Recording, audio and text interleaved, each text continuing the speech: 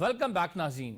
جاوید صاحب، آپ کیا سمجھتے ہیں کہ اب فیڈریٹنگ یونٹ کی چونکہ ایک ڈیبیٹ نکل پڑی ہے اور اس میں ریفرنڈم کی بھی بات ہو رہی ہے کہ عوامی رائے لے لی جائے، کیا پیپلز پارٹی یا آپ کی جماعت فیڈریٹنگ یونٹ بنانے پر رضامند ہوں گے؟ کیونکہ اس کے لیے تو 2/3 میجورٹی چاہیے. یہ وقت نہیں ہے، یہ وقت نہیں ہے. ایک ہر کام کا وقت ہوتا ہے. آپ نے صوبہ خیبر پختونخوا کا پرانا نام تھا سرحد. کئی سال تک سرحد کے لوگ لگے رہے کہ ہمارے صوبے کا نام بدل دیا جائے. کسی ایک نام پہ کوئی متفق نہیں ہوتا تھا. 18ویں ترمیم میں کئی بار سیشن ہوئے اور مختلف تجاویز نام کے حوالے سے آئیں کہ کنسنسس سے یونانیمسلی کوئی نام رکھ لیا جائے، مگر نہیں آپ کنسنسس کروا سکے. ہزارہ بیلٹ کے لوگوں نے جو ہی خیبر پختونخوا نام رکھا گیا، انہوں نے الگ صوبے کا نعرہ لگا دیا. کیا آج کے حالات میں آپ متحمل ہیں کہ جگہ جگہ سے مختلف آوازیں اٹھنا شروع ہو جائیں؟ نہ کریں اس طرح. آج ریاست کو یہ آپ کے یونائٹ ہونے کی ضرورت ہے. آج ریاست کو متحد ہو کر ایک آواز بننے کی ضرورت ہے. آپ نئی بحث چھیڑ رہے ہیں. وہ کہتے ہیں کہ اگر یہ ہم نے نہ کیا تو کاکروچ نکلیں گے، سب کچھ تبدیل کر دیں گے. ان کو آپ روک نہیں سکیں گے، ان نوجوانوں کو، کیونکہ انہوں نے اپنا مستقبل جو ہے اس کو محفوظ بنانا ہے. نوجوان جو ہیں وہ صوبوں کے لیے نہیں نکلتے، نوجوان آئین کے لیے نکلتے ہیں. نوجوان ناانصافی کے خلاف نکلتے ہیں. نوجوان معاشی تباہی کے خلاف نکلتے ہیں. نوجوان پاکستان کی سربلندی کے لیے نکلتا ہے. نوجوان دنیا میں پاکستان کا کھویا ہوا مقام حاصل کرنے کے لیے نکلتا ہے. نوجوان آنے والے وقت میں اس نظام کی چاہتا ہے کہ یہ کبھی آپ نے سنا ہے ہمسایہ ملک کے اندر کے کسی جماعت کی حکومت بنی ہو اور وہاں یہ کہا جائے اے حکومت کتنی دیر چلے گی، اے 5 سال پورے کرے گی یا نہیں کرے گی؟ حضرت کبھی آپ نے یہ سنا؟ مگر پاکستان کے اندر 8 فروری 2024 کو الیکشن ہوتا ہے. 10 فروری 2024 کو آپ یہ بات سننا شروع کر دیتے ہیں کہ گورنمنٹ کتنی دیر چلے گی، اور یہ ہر دفعہ ہوتا ہے.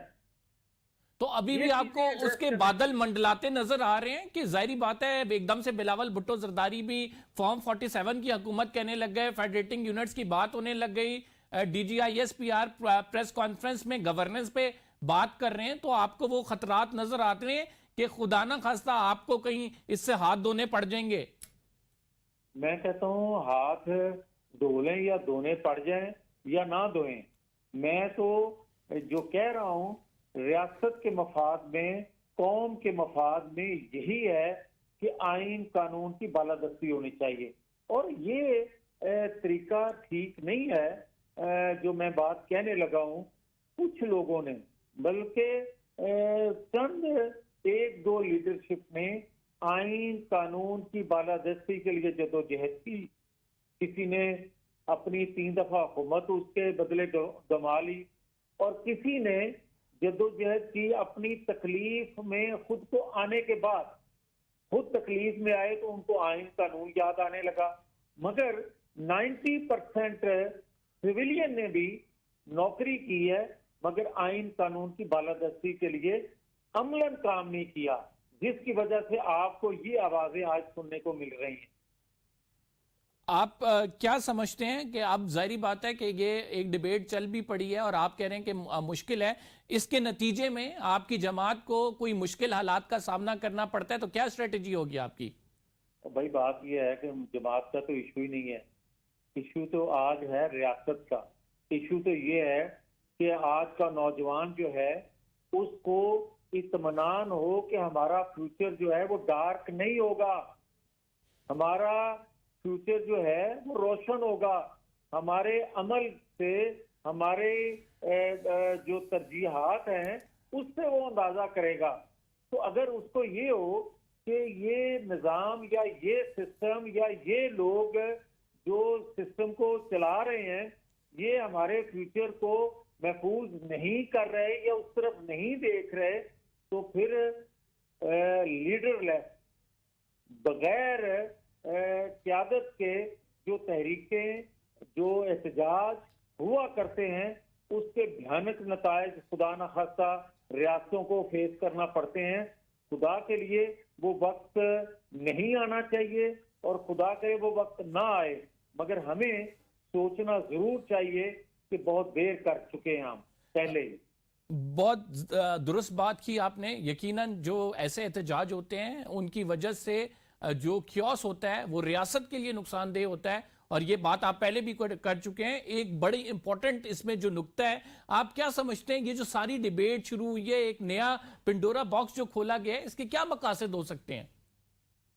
یار میں پہلے بھی آپ کو کہہ رہا ہوں کہ خدا کرے میرے تحفظات جو ہیں یا مجھے جو محسوس ہوتا ہے وہ غلط ہو، ریاست کے مفاد میں ہی چلے. ہم نے تو 4.5 سال سے اور خاص طور پر ان 2 سالوں میں جو خاموشی اختیار کیے ہوئے ہیں وہ محض اس لیے کہ چلیں ہمارے خاموش رہنے سے اگر ریاست کی بھلائی ہو جائے، اگر آنے والی نسلوں کا مستقبل روشن ہو جائے تو ہمیں بھائی 1 دفعہ نہیں 4 دفعہ اس فورم سے باہر رکھیں. ہمیں خوشی ہوگی کہ ہماری قربانی سے کم از کم ریاست محفوظ ہو گئی، آئین قانون محفوظ ہو گیا، سسٹم محفوظ ہو گیا. تو اگر بھائی قوم کو کچھ نہ ملے، مہنگائی سر چڑھ کے بول رہی ہو، معیشت جو ہے وہ کچھ دکھا نہیں نہ رہی ہو اپنا کام، اور آپ کی سفارت کاری جو ہے جس وجہ سے آپ کو دنیا میں بہتر مقام ملا ہے، اگر وہ عام بندے کو کوئی فائدہ نہ دے پا رہی ہو یا اس کے ثمرات نیچے نہ جا رہے ہوں، تو یار پھر سوال تو اٹھے گا، پھر باتیں تو بہت ہوں گی.